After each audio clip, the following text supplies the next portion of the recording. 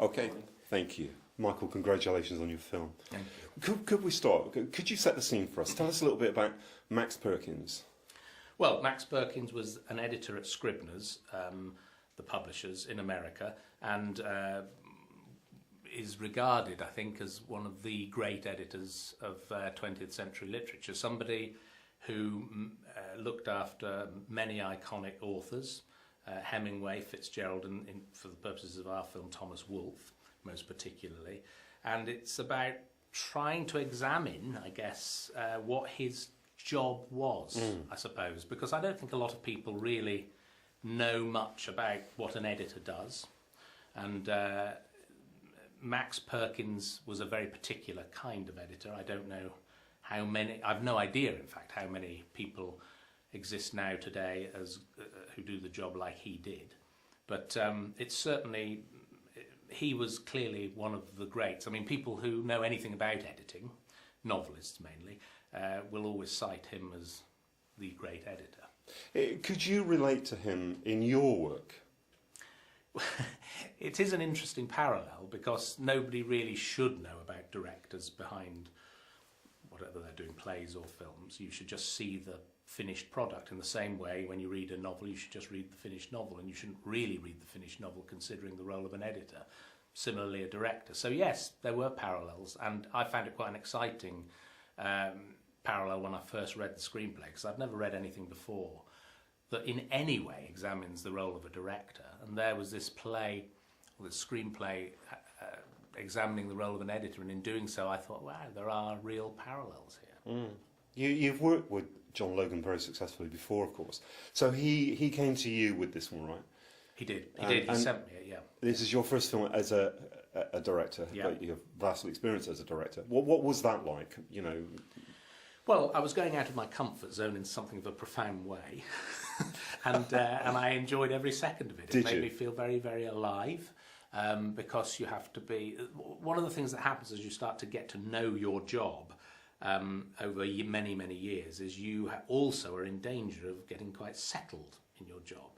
And that's never a good thing. So one of the best things that can possibly happen is to blow all that out of the water at a particular moment in life and make you rethink everything again. And taking on something where about 90% of the process I'd never done before was actually staggeringly liberating. Really? It was. Yeah, I found it fantastically liberating. The 10% that I did know was the interaction with actors. Yeah. And thank goodness, because that's the bit that those skills were easily transferable.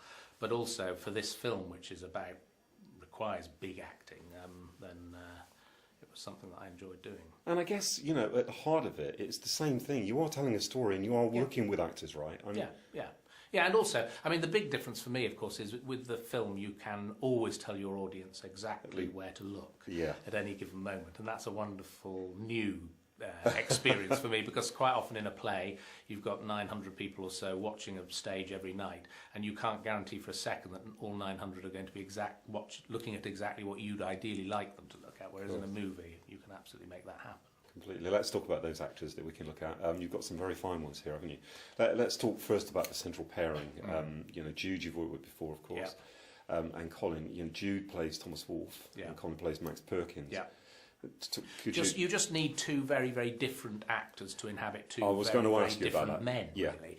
They're polar opposites almost in personality. That's not to say, interestingly enough, actors being actors and great actors being great actors, that they couldn't have changed each other roles and brought something to each other, to the separate roles. However, I knew that in searching for a Thomas Wolfe, I would require an absolutely fearless actor, somebody who was really prepared to make themselves as ugly as possible, not physically, internally ugly, you know, self-centered, somebody who terribly obstinate, and a whole load of attributes that you normally wouldn't want anybody to see about you. So I wanted an actor who would be fearless in trying to uncover that, and I've worked a lot with Jude on the stage, and I know him well, and I just thought, you will go to all of the dark places you need to go to as Thomas Wolfe. And Colin Firth, who I had never worked with before, but understood completely why he wanted to play Max Perkins, because a lot of great actors do have phenomenal self-knowledge. It's a wonderful thing to behold, and he had enough self-knowledge to know that he could bring something to that role, and he did. He brought that internal